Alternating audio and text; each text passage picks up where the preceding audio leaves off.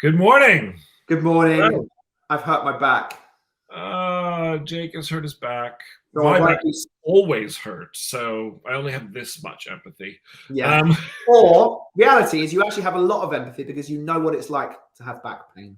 So what would it be? I only have this much sympathy? I guess so. No, I have a lot of sympathy for you. A lot of sympathy for This you. is what I have to put up with. I know exactly how you feel. Don't make me laugh. It hurts. Welcome to Ben and Jake Write a Movie, episode 5. I can't believe We've done here this. we are. We've done this every day this week. I just Every want day to this salute you. Yes. Doing that. Salute, coffee salute, morning salute. Here we go. Salute. If you don't know, I'm Ben Lustig. And I am not Jake Gyllenhaal. And he is not Jake Gyllenhaal. We've become John August and Craig Mazin. John August always introduces himself in a normal way, and Craig Mazin doesn't. And I realized we've very quickly fallen into that dynamic. If you don't know the John August and Craig Mazin podcast, it's called Script Notes, and it's actually wonderful. It's great. Both Jake and I listen to it, but every time I do, I always get something out of it. I always go, "Oh, that's really fascinating." It's really great. It's not what we're doing here. No. It's very informative. They talk about all kinds of things. Pages. It's really, I mean, as a early writer, Jake and I listen to it all the time, and even now, like I wish I was listening to it more because I know it's making the time to do so, isn't it? Anyway, that's our recommendation. Fantastic writers. They have been doing it a long time, and they have. Insight. Literally, I was working at the Apple Store, which is what I used to do before me and Ben broke in, listening to that podcast while we were writing that script, and that was eight plus years ago, and it was going for a good few years before that. So it's been going for a hot minute. Anyway, John and Craig, we appreciate you. Absolutely, John and Craig, we very much appreciate you. So if this is the first time that you're watching us here, we are doing our great experiment of writing our next spec screenplay live with you. Of course, you don't have to watch it live. You can listen to it on Apple Podcasts. You can watch it after the fact on YouTube or on Facebook even. Mm-hmm. But we are doing it live because it's more fun that way.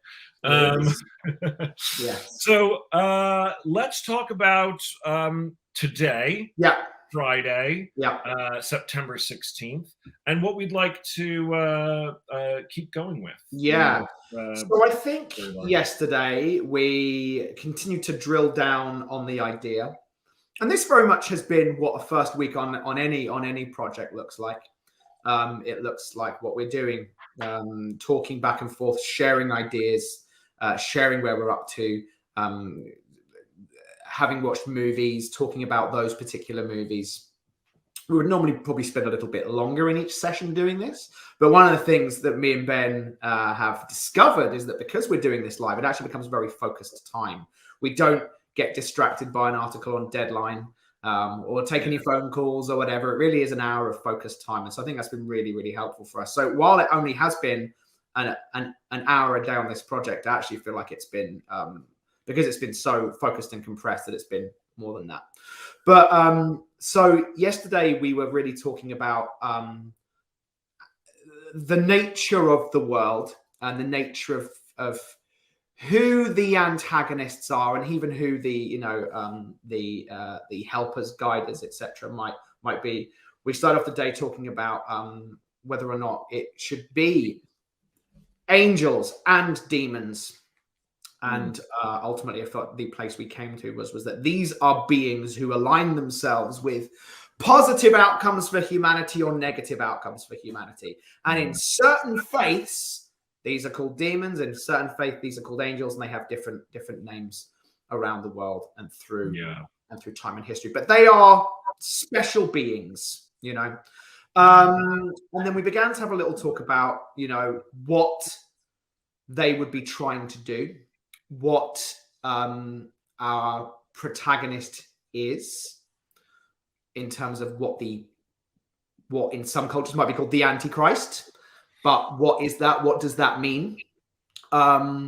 And we ended kind of having a bit more of a conversation about what's the way in which we can twist this story, and suddenly realize, oh, hang on a minute. The classic trope again, I feel like we've dealt with this a lot sometimes in our stories. We're working for the bad guy, and maybe it's that, maybe it's not. But being a way to either present new information at some point and for us to realize, oh, hang on a minute, perhaps this isn't the right course of action. Right. And again, looking at these movies like Midnight Run, which we continue to reference, maybe there'll come a point when I stop, but that's obviously still very fresh in my brain, where, you know, you suddenly realize, oh, hang on a minute, I'm not actually doing this correctly. Not I'm not doing it correctly. The best version of me wouldn't do this. And can I become the best version of me? Yeah. I think that something that's still important to kind of crack, perhaps, before we get into the kind of macro building out of the structure, is we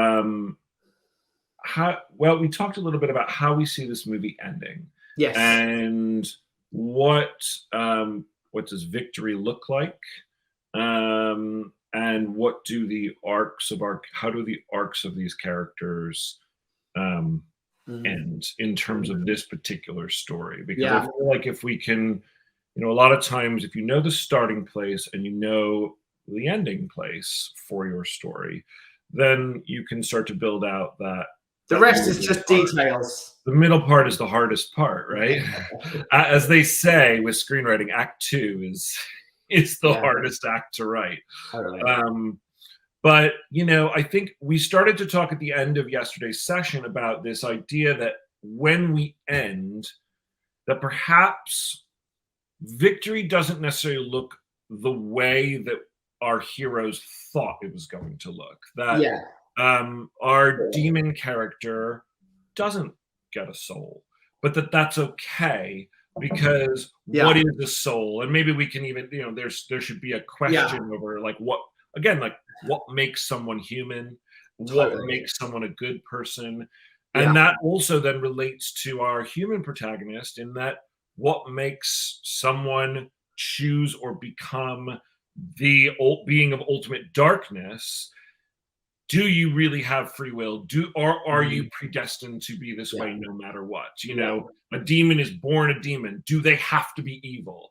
This woman is born the Antichrist. Is that going to happen whether she wants it to or not? And I think there's something innately kind of part of the idea of religion as a whole in many religions, which is this idea of free will, and this idea that whatever deity or entity or universe created life, that it gave us the ability to choose our own destinies. Totally. And I think there's something kind of cool at the end to go, and they've decided to choose their own destinies. Yes, totally. As you were talking, I was thinking about something that we, you know, talk about a lot at this point in the process, which is professional need or professional desire versus personal need. Right. And I think it would be helpful for us to hone that and figure out what that is. So for those unfamiliar with this concept, you know, it's a story concept. And I'll use the original Top Gun as an example, because I think it's a great example. So in the original Top Gun, Tom Cruise's Maverick wants to win the Top Gun award. He wants to be the best of his class. And he has all the attitude that goes along with that. And at the end, he does not get his professional desire, but he does fulfill a personal need, which perhaps he wasn't even aware of at the beginning. And he becomes a team player and all that stuff. The movie that you love to reference is Rocky. Rocky doesn't win the fight. Yeah. But he goes the length. Yeah. Totally. And he comes out the other side. He's not knocked down in the third or whatever it is. Right. You know, he proves that he's got what it takes to go, you know, man to man with Apollo Creed. Yeah. And it's that, and that's why that story is satisfying. And ultimately, that is the thing that you're looking for. You can or cannot fill the professional desire of the movie. Yeah, I mean, there's obviously plenty of movies where they do. Plenty, absolutely. But I would probably say there are more movies. I think you're probably the right. majority of movies, Yes. heroes hopefully get both. Absolutely. And ultimately, but it's what's the most important thing? What leaves you as an audience member really emotionally satisfied is, did this person change their life over the course of this story? You know, not did they get the thing, but did they, you know, change in some way, or again, we have conversations about what changing really looks like, you know. Yeah. But and was that look, emotional need to be satisfied? clear, and we've also talked about this, not every hero does change. And there can be elements where, in movies that have a lot of pathos in them, for example, where the hero doesn't change, and that is a downer, and that's the intention of those movies. It's a go, nothing you do matters, and you don't even change. And there are movies that exist like that too. It's not even in like I think Chinatown's a good example of that. Obviously, I feel like a lot of screenwriters studied Chinatown. Jake Gittes, like at the end, is like the same dude he was at the beginning, and Chinatown sucks, and there's nothing you can do about it. It's Chinatown, Jake. It's Chinatown. You know. So anyway, but I think in this story, we are going to be aiming for and want to experience a character who does change and does grow, and that's the most important thing. And I think that if the true hero of this story is going to be our human character, then I think that the change that is most profound will be through her. And so part of that has to do with where she starts, and of course, and then where she goes. We talked a little bit about, you know, is this person just a normal person? Is this person not a person who feels in control of their life, of their destiny? Are they in a kind of shitty situation, or are they in a just kind of going by day to day with no real hope for a better life situation? Is there a lack of drive, or a lack of empowerment that she has, and that somehow over the course of this journey, by discovering that she may ultimately be the worst of humanity, makes a choice to not be. And that for the first time in her life, that the discovery, and that her, what she felt was dead end life, actually was going to result in something horrific. That she then, for the first time, makes a true active choice to take charge of her life, to take charge of her destiny, and to be the person that maybe she always wanted to be but never thought she could. That's interesting, isn't it? I think it's about identifying, as you're saying, who is she at the beginning? What are and I've been thinking about this a lot lately. I've actually been tweeting various things. I'm reading this book at the moment called The Wealthy Gardener. But the thing I tweeted out this morning was really about the sacrifices you make for an extraordinary life, and the sacrifice you make for an ordinary life. The sacrifice you make for an ordinary life is on your deathbed, you realize you didn't accomplish your dreams or even go for them. And the sacrifice you make for an extraordinary life is hours of your life. Like, there's a sacrifice either way. Like, you know, but it's what does this person, what's the someday I'll blank for our Sam character, our Sarah Connor character. Sure. You know, I'd love to do this, but that's just a pipe dream. I don't think I'll ever get there. You know, and I think a lot of people can relate to that concept, because I think everybody has a someday I'll. You know, someday I'll that, but most people don't do it. because they just don't. Right. Like, has she been putting it off? Has she off. decided that she wasn't good enough, or Totally. that it was too hard? Yeah. I do see there being something interesting about a character and that gains their power.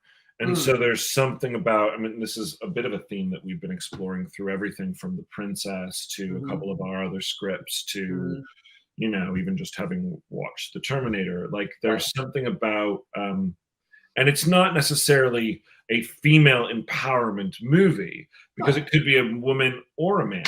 Absolutely. It could be anyone who feels powerless in their circumstances and then realizes that they don't have to be powerless, that they actually do have a choice in the matter. And it's something I think that's very relatable to humans in general. I mean, I know it's relatable to me. There are so many things we feel we have no control over. And that's right. We do have no control over those things. And yet, what do you have control over? What can you do to affect change in your own life? And so, is there a way in this fun popcorn action fantasy movie to have that kind of deeper, relatable idea of we all know, we all can relate to moments in our lives where we feel powerless. And can a person who feels and who's told directly, you have no power over this, your destiny is to be the bringer of death and destruction to the human race, and her ultimately going, I don't believe that. Well, it's interesting, isn't it? Because as you were talking, submit to that. Yeah, as you were talking, I've just been kind of playing around with this idea. You know, what happens in the first 10 minutes of the movie, which is typically where you are again. Is it the first 10 minutes of the movie, or is it just when we are establishing who this character is? Sure. So, Terminator, for example, as you pointed out the day, you don't meet Sarah until 12 minutes in. But when you do meet her, you spend time establishing her character. Let's just call that the setup of our protagonist. You know, does she, you know, she works an hourly job and she's fired. You know, it's Neo.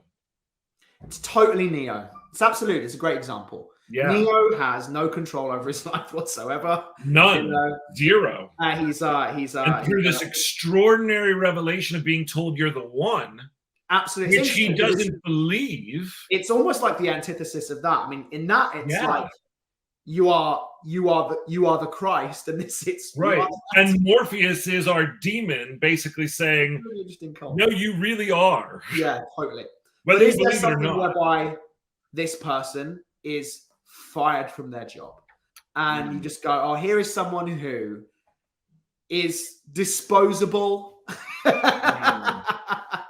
who works in a job whereby no real impact. Again, whatever that is, whatever that is, they are fired. Something bad happens in there. Something that makes us feel their powerlessness. Absolutely right.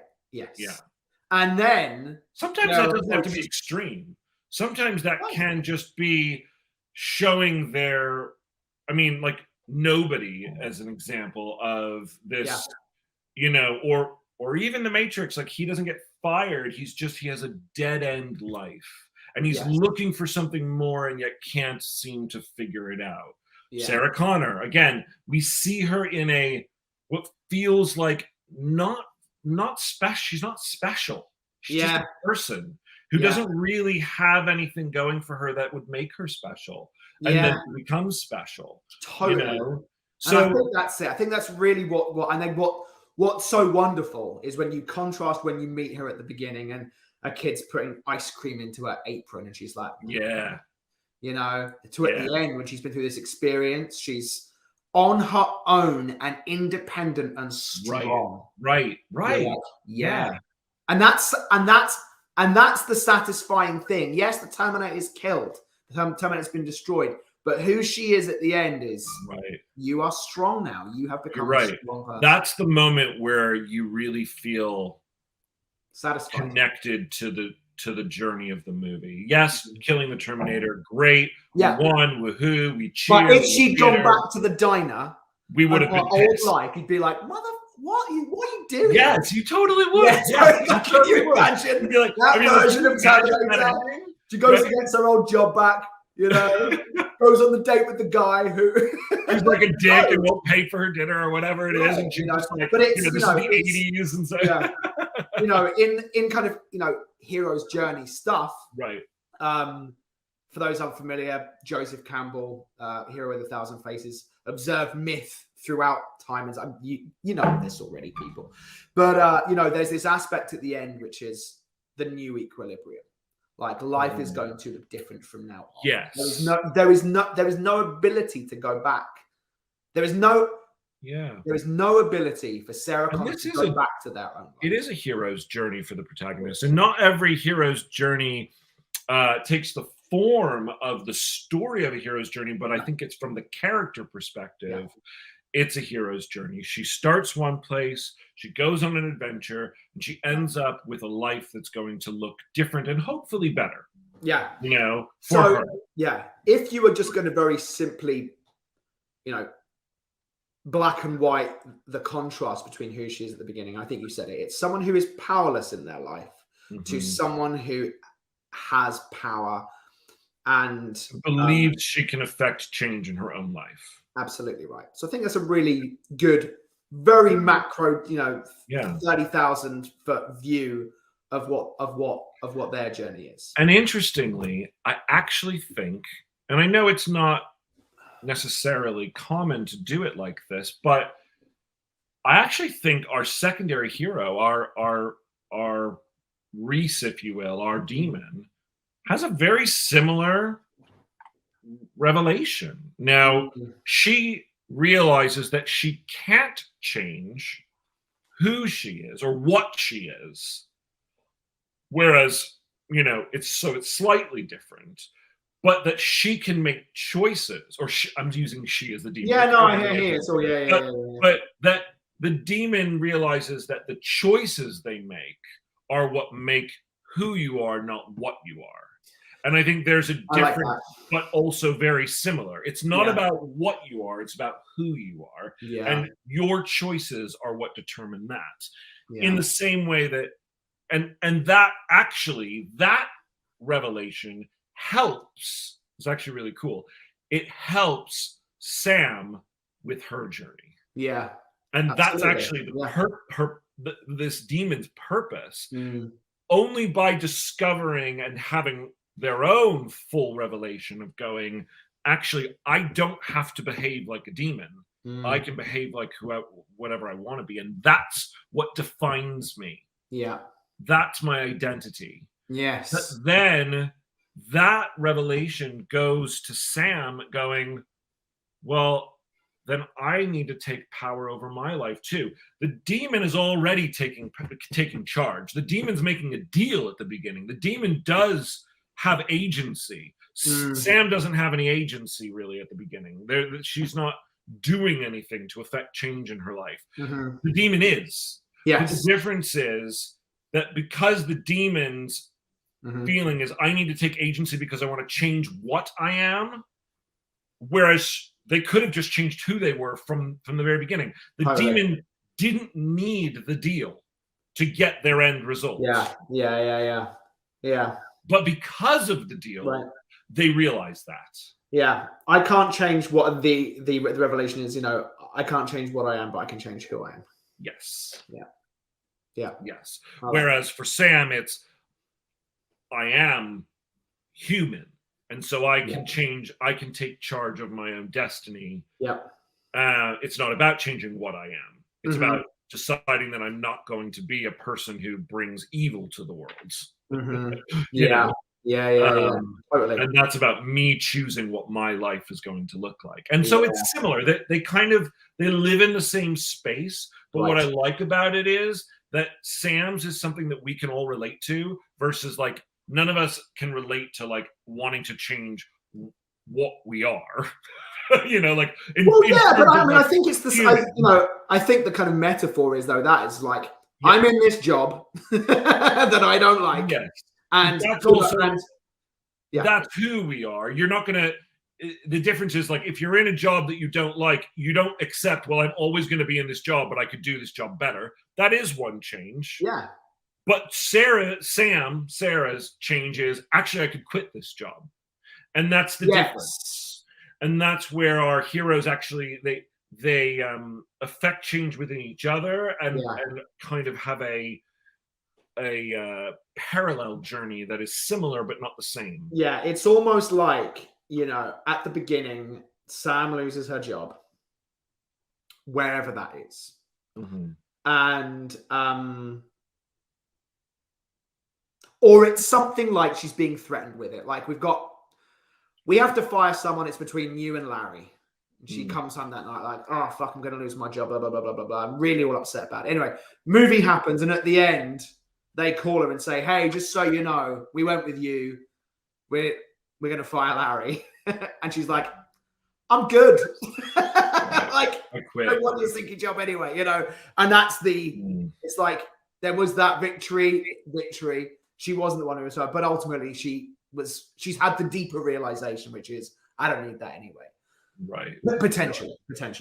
Poor Larry. Yeah, you can have the moment of her with maybe one of her friends or whomever is in her life, her sister or whomever, who is like, why do you even want this job?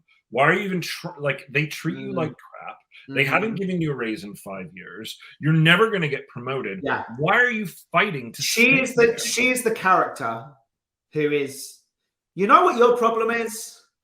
And it's through that character that you go, oh, I see who this person is. Exactly. You know? Exactly. Yeah, totally. So, okay. So this is good. I'm going to do what we do, and I'm going to bring up our document so that we can actually write these ideas down. And got some harsh shadows going on, so I'm just going to close my blinds here because I look like I'm in a noir movie. Yes. We don't want Jake to be truly Jake Gittes. But so let's just write down these arcs real quick, and then after we write down the arcs, I do want to talk about, so now that we know kind of where our characters are going, let's talk about our villains and how they can what does that end then look like? What is the what is their ending, I guess, is what I'm saying. Totally.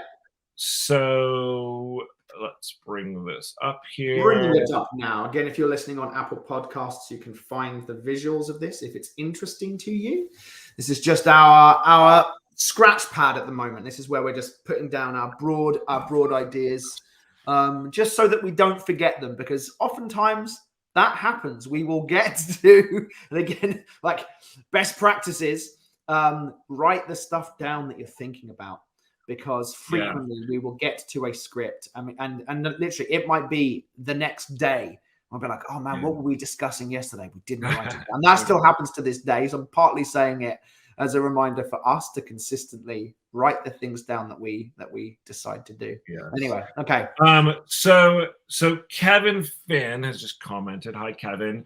And he actually is commenting on something that you should totally go back, Kevin, and watch our episode on the Terminator. But he says Sarah Connor's true moment of transformation comes when she orders Reese to keep moving in that final fight with the Terminator, and she says, "Get on your feet, soldier." Yes, she finds power as a leader, and absolutely, we totally agree.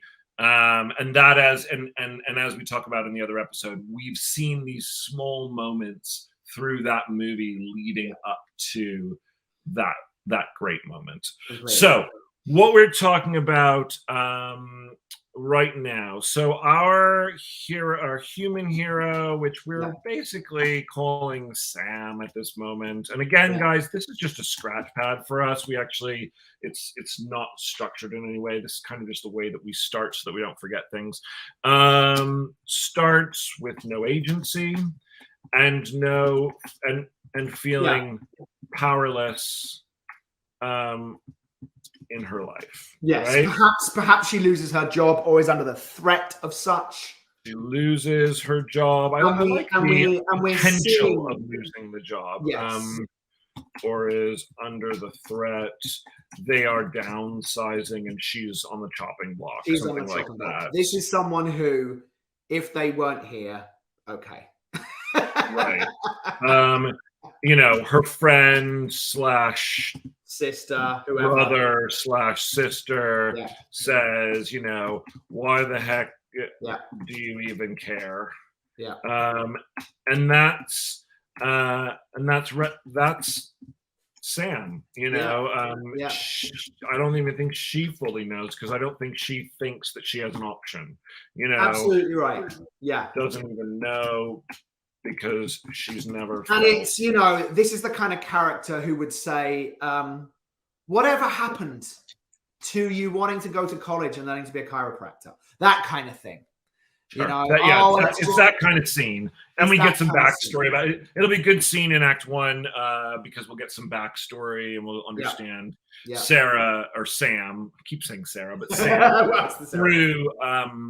through this conversation with this other character. Completely. But our secondary hero, who I still don't know our demon's name. I know you said Azarath the other day, but I feel like it's a little too fancy. It could be Azarath with a nickname, or it could be something fancy with a nickname. But I do think we need to come up with just write demon for now. But let's come up with a name, because sometimes it's just easier. The demon. Well, it just comes down to this question of, is this character going to be male or female? Well, yeah, I mean that is a big part of it. What's interesting, actually, and I sometimes do find this interesting with us, is we're starting these characters. If you've noticed, guys, anyone watching, we're starting these characters on a very core human level. Like all these conversations are very kind of like, it doesn't matter what sex you are, it's relatable to being a human being. Totally. The other specificity about them, whether they're male, female, trans, whatever it is, that specificity comes next. Because at the beginning, we try to find, like, what is the universal thing, so that if you're a guy watching a movie about a female protagonist, or a girl watching a movie about a male protagonist, you can still relate to them, and you can still relate to their journey and their life experience. I think that's one of the reasons we write both, because that's where we start. Anyways, so we haven't decided 100% on the sexes of these characters yet, but that's okay. And actually, because I don't think at this point the story is about that. I have an idea. What is your idea, Benjamin? Well, why does a demon have to be male or female? Why can't a demon be somewhere in between? Yeah, like non-binary. That's interesting. Like, it's a demon. Like, who said, like, I mean, look, could it be a guy? Absolutely. The practicalities of Hollywood sadly are, we're going to need to cast someone in this role to sell this script. We will most likely need to find an attachment. And so the question is, can you find an attachment that's big enough that's willing to play this part? But I'm not saying that this character couldn't be played by a man or played by a woman. I think what would be interesting is if their gender identity is neither male nor female, because their identity is a demon. That's interesting. It's obviously going to come. I mean, are we going to then, in again practical stuff, are we going to they them throughout the script? They fire the gun. They this and well, you would say they fire the gun anyways, right? Well, no, you might say she fires the gun or he fires the gun. What I'm saying is, are we going fires? But I hear you. In action, you might say the demon walks down the street, they fire the gun. Yes. Yeah. And it still works either way. But yes, I hear what you're saying about pronouns. I'm not sure. I think let's think about that as we get into. Yeah, I mean, I think it's to the point of that I'm coming to this with the intrigue of going, this demon is neither male nor female. I think. Yeah, I like it. I think it's different. It's never been done. I haven't seen that. Yeah, but I mean, ultimately, it's you know, and I think you start to move into potentially difficult territory when. Sorry, I'm getting an echo. I can hear myself. Well, I don't know why that is. But when you go, who is going to be playing this character? Because ultimately, it's going to be, in most cases, a male or a female, unless you're specifically going for someone who exhibits qualities of both. But I guess but I don't know. Maybe this is a broader question, and someone can, by all means, answer it in the comments and excuse me if I am being ignorant or insensitive. It is. I don't intend to be. But if you are non-binary, if you don't specifically identify as either gender, that's not the same as being trans. No, and it's not the same as being. It doesn't mean you physically change your appearance, right? Like I feel like I've met people or know who are non-binary that they dress how they want to dress. Totally. And so, like, you know, you could cast, let's say it's Tom Hiddleston, and Tom Hiddleston is just playing a non-binary character. I don't know that you would have to cast someone who identifies as non-binary. Correct, because it's not a visual thing, and you know, maybe people would have an issue with that. But you know, it's not the same, in my opinion, as a trans character. Yes, no, I agree. Have had problems with non-trans people. Yeah, trans roles. It's interesting though, isn't it? Because there has been in recent years pushback against, for example, straight people playing gay people. So I wonder if that would be the case here. I don't know. I'm just asking the question. Okay. I'll solve the problem because they're a demon. They don't have a gender. And I'm not saying they're a non-binary human. I'm just saying they're a demon. Sure. So then in our universe, totally. So then practically in script, the pronoun we are going to use for this character is going to be they. Yeah, and I think that there's ways to do it by using their name in situations where it might be confusing. To not worry about it. Yeah, whatever. I don't. You know, Azarath fires the gun. Exactly. And you just go, okay, I get it. I think this is a supernatural being, and as a supernatural being, they are not dealing with the same conflicts. They're dealing with their own type of conflicts.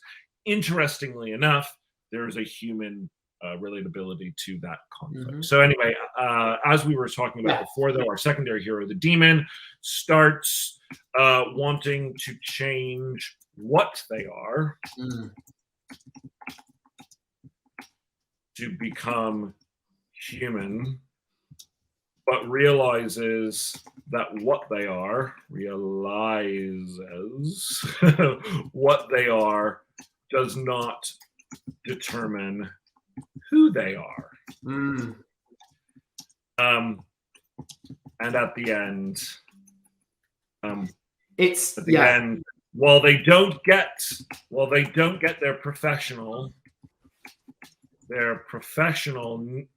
want of becoming human, they do get their personal need of realizing the truth of you are what you do. You are, your identity is about the choices you make, not how you were born, basically. It's going to be again, it doesn't matter for us, our scratch pad. Typos. As a writer, you're always having typos.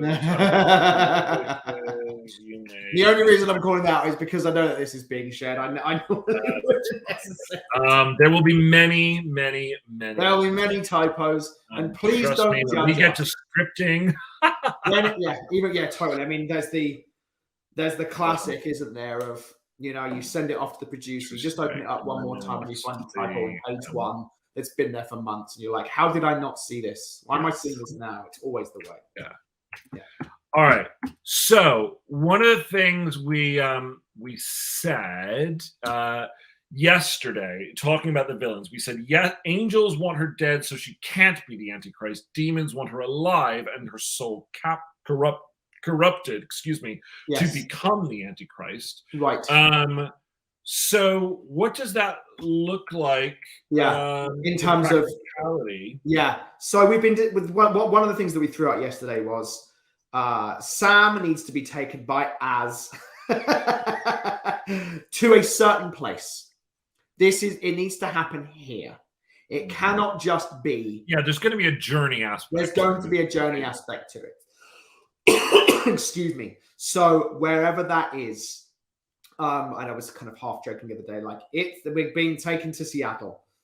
But wherever that is, there is time and distance. Our final act, basically, the act 3 of this movie is going to take place at wherever that place is. Right. Right. You know, it'd be really cool if we could figure out a way to, like, for example, you're going to laugh.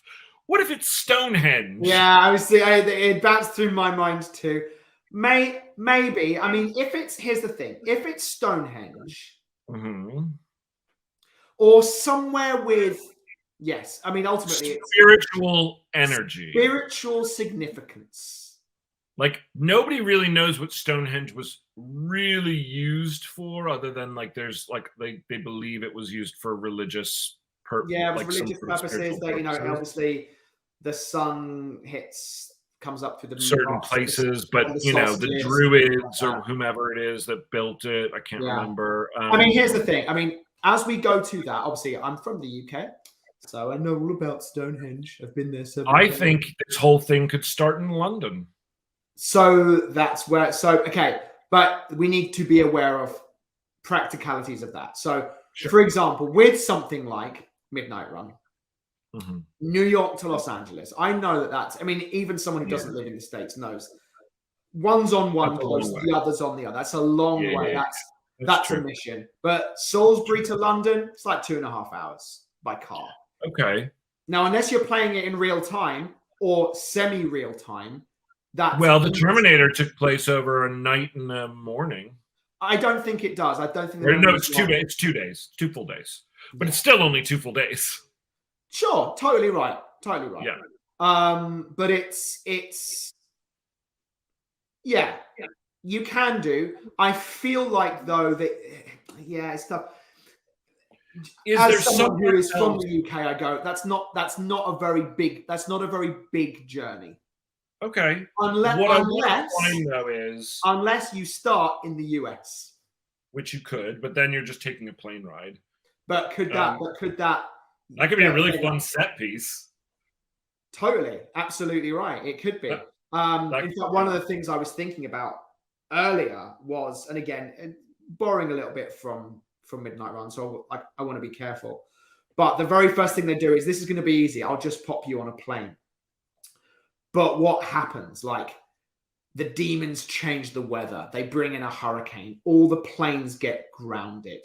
Something like that. Lightning strikes the radar tower, and it's like, shit, sorry, planes are grounded for this evening. It's like, shit, they're fucking with us. Yeah, you know, like that can be that, or you have a great set. You also have to think about budget. Obviously, we're not going to do a giant plane crash, or. But that's it, and yes, I feel like as soon as you're going into big. But again, I'm not suggesting that you do a big plane crash. I'm suggesting they get on the plane or they get to the airport and it's like, sorry, folks, all the planes are grounded. And it's like, then how do we ever get to Stonehenge? But I'm saying maybe it's not Stonehenge. Yeah, I'm in my mind. Well, they get there's no reason for the plane for the airport, right? Other than we're going, here's what this is going to be. This is going to be easy. Oh, hang on, obstacle. You know. Sure. Like there's a reason one of the reasons, it becomes an obstacle. Yes, we'll have to figure out why they don't take certain forms of transportation. That would be easier for them to do. Yes, totally. I mean, it's interesting. At no point again in Midnight Run do they try and get on a plane. Right. You know, at no point do they do. I mean, in that there's a reason for it. The Duke says, "I can't fly. I'm deathly afraid of flying." and I will have a freak out panic attack. And that happens at the beginning. Then you learn it's a bit of an act, and actually he's a pilot himself.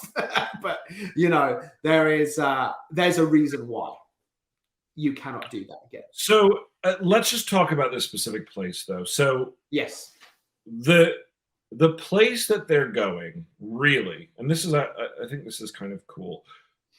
The place that she's being taken is the place that the celestial, the angel, has chosen. Yes.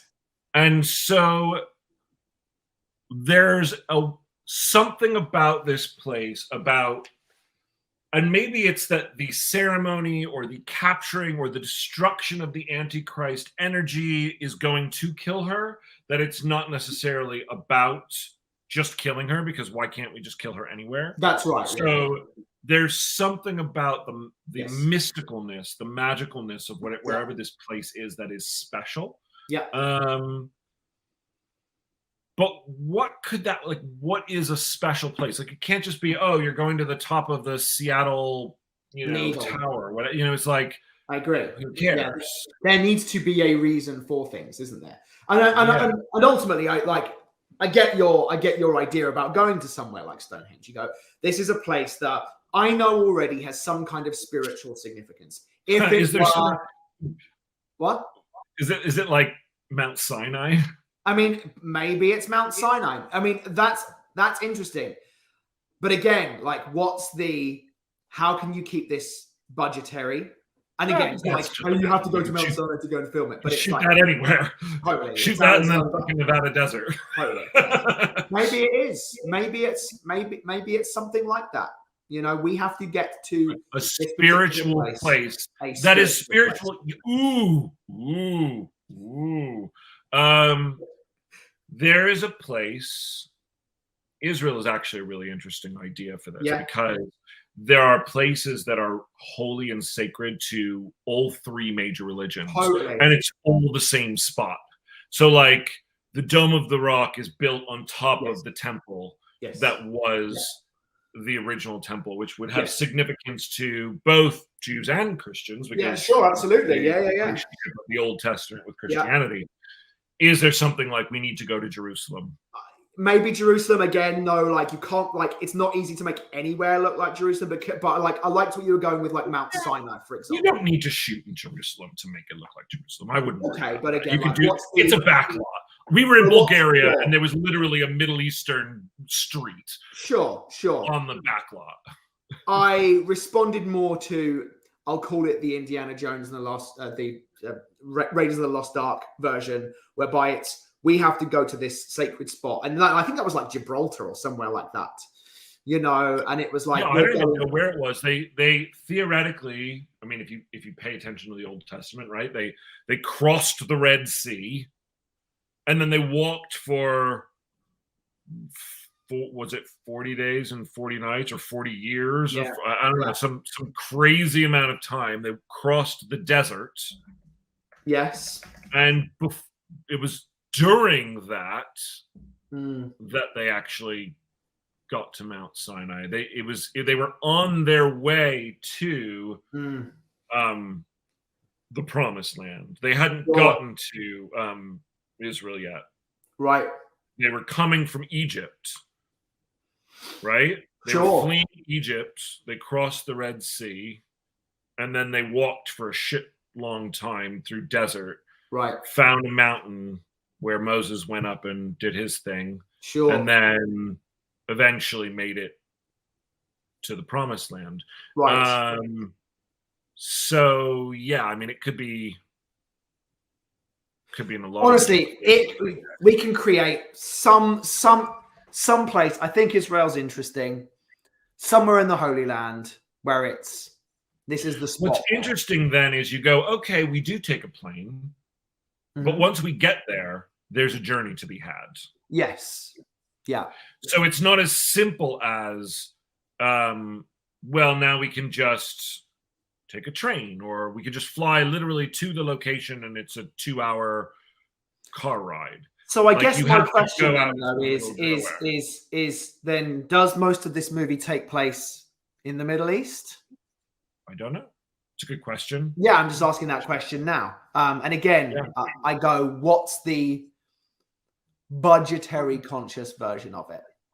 I genuinely don't worry about budget for location unless it's a really extreme visual, because look at all the I mean, look, there's so many TV shows shot, like whether it's Homeland or the one that's on Apple right now, that's Tehran, or there's so many Middle Eastern backlots and sets. It's not an issue. You do drone footage as you're establishing shots, and then you with a second unit, and then you shoot the whole thing on a backlot. I wouldn't worry about that. We're not setting it on a space station or But regardless, it does bring up other questions like cast and like it does just the type of adventure, the type of cultural significance, perhaps. Yeah. I don't know that it needs to be the whole movie. I don't think Act 1, for example, would be set there at all. Right. I mean, if it were, let's say for example, we've got to get. I've got to get you to Israel, because there's a thing when you do that. And where are we? We're in Denver, and when they go to the airport, it's lightning strikes and everything, and the demons are doing whatever they can to stop them from flying easily over to this place. Yeah, and don't forget, there's going to be set pieces throughout that are going to, and then you're going to have the moment of them hiding because the demons are closing in, and we get our exposition a la Terminator. You're going to get, I mean, by the time we actually are on our way to the Middle East, if that's where we're headed, we could be well into 2.2 at that point. Yeah, totally. And that's what I get. Nature. Completely. And that's where I'm going with it. Is I'm going, I mean, honestly, maybe it's as simple as it's Act 3. It might be something like that. I mean, she may not live right near an airport. Let's be clear. Not everywhere is. Yeah. So, if this girl lives in fact, it even adds to her life. What if she's the kind of person who has never left her small town? I mean, that's really interesting. She lives in a place where what? But fuck Nevada. Wherever it should be. Look, the closest place to an international airport where you could get on a fucking 747 and fly to Israel is like 6-hour drive. Right. It's not the kind of thing that, I live in LA and I could just go to LA. Totally. Yeah. I live in a small town in Oklahoma. I live in a small town in rural Pennsylvania. There are parts of the country that aren't that close. Absolutely right. I mean, international airport. And my father-in-law lives in Connecticut, but he's 2.5 hours from any major. So think of all the things that could happen to stop them from getting there in that travel distance, right? Sure. So if me as the demon has to first find her, then get her to come with me, which is going to be its own challenge. Yeah. There's going to be a set piece where we get attacked in some way that's going to convince her to go with me. There is going to probably be the come with me if you want to live, or the moment where Neo gets the thing in his chest and then he gets, ends up getting out of the car and saved or whatever. It's not just, Tyler, I think it's a really good observation. It's not just like she shows up at her house one day and saying, "Hey, by the way, you've got to come with me now." It's like there needs to be a reason why. Hey, Sam, how you doing? I'm a demon. You're the Antichrist. Let's go on an adventure. Let's make this work. There's gonna have to be real life or death threats that are gonna force them into this unlikely partnership. And we will have established beforehand that, through the angel telling the demon of their plan, this ain't going to be easy. I'm not giving you a task that's just going to be simple. As soon as the demons are aware that we know who the Antichrist is, they're going to be coming for her. They've been waiting for millennia for this spirit to be found, for the possibility of this to happen. Yeah. And now we're putting a homing beacon on that person. Yeah. Like, it's a big risk. Yeah. As you were saying that, I began to think about, like, what are the portents? Like, they don't, like, neither side knows who this villain is, who this person is yet, this Antichrist character is yet. But the portents start to be realized. You know, both the Terminator and Reese arrive in LA on that day because they know that Sarah lived in LA during this time. But even they haven't got the exact address. Correct. You know? But is there something about, like, the portents have started to be realized? Small little things here and there. Sure. Like, is the name of the town part of the... Yeah, well, it's like Morpheus and Trinity have been looking for Neo. They've only just found him. Sure. Yeah, absolutely. Like, I don't there's know a that reason we want this story happens now.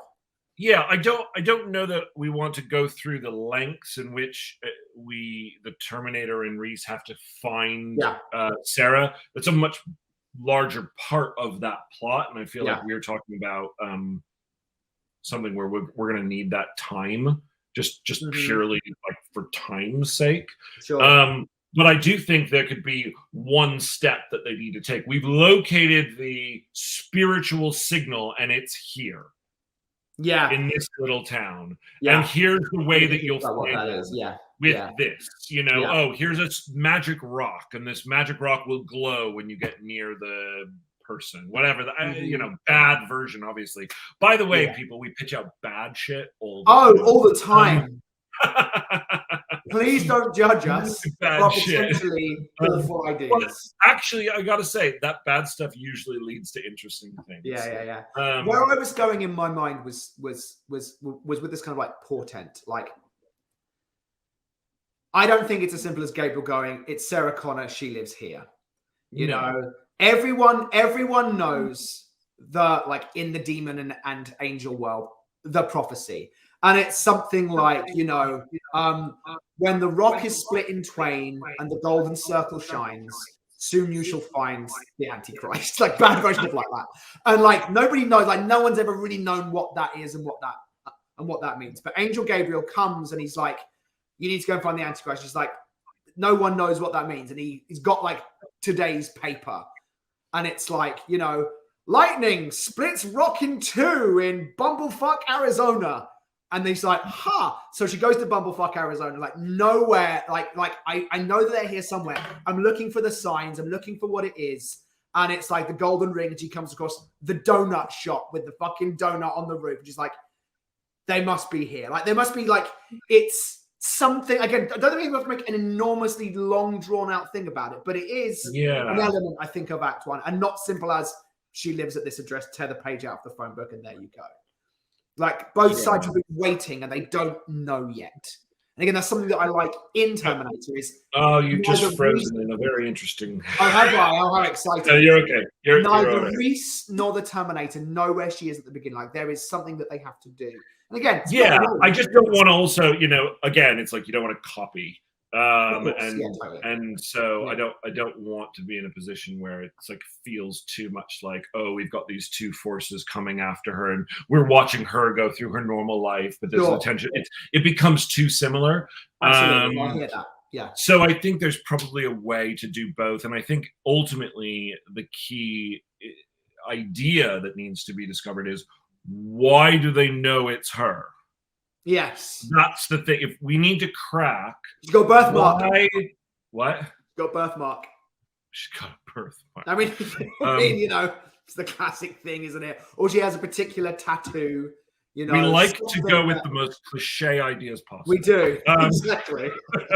But seriously, like, it's not like the angels in heaven aren't looking at every single baby seeing for a birthmark or looking for a tattoo. Why do they know it's her? What has happened? And I get the lightning striking, but I go, what has happened that's new that hasn't happened this person, now this person is identified. They weren't last week. There's a reason the demons weren't coming after her last week, because only something has happened now that is making these things happen. And it has to be the kind of thing that does lead us on a relatively direct path to this person. Because if it's not direct enough, they don't know who she is, and so it's not quite that same idea of why now. You know, I know why now in I know how they know who Sarah Connor is in the Terminator. I know that Reese. But it's interesting, isn't it? Because they weren't here last week. They've come today again for some reason. Again, it's one of those kind of things you just kind of overlook in Terminator. It's like, yeah, well, you know, well, this is the moment. This is the moment when, because they're both in the Terminator, the machine sent him back at this time for whatever reason, and we followed the Terminator. We followed back. We found them. We found their base and used the same technology to send me back. And interestingly, Reese does know exactly who Sarah Connor is, and he finds her without needing to go to multiple Sarah Connors. It's only the Terminator who doesn't know who Sarah Connor is. That's interesting. That's interesting. Because Reese is given a picture, and actually her son is giving him direction. Right. So you actually see that Reese has found and located the right Sarah Connor before. That's cool. Yeah. We're an hour. We're up. We're over again. We ran over. I apologize to our viewers. We're trying to do this in 1 hour. But anyways, it's about it's pretty much an hour. So again, if you only watched a little bit or you missed some of the beginning, this will be available on our YouTube channel. It will also be available on Apple Podcasts if you just want to listen to it. And please, thank you, Kevin, for your comment, and anyone else, please feel free to do the same and give us continual feedback as well. All right. Have a great weekend. Thanks, everyone. Have a great weekend. Bye-bye. Bye-bye.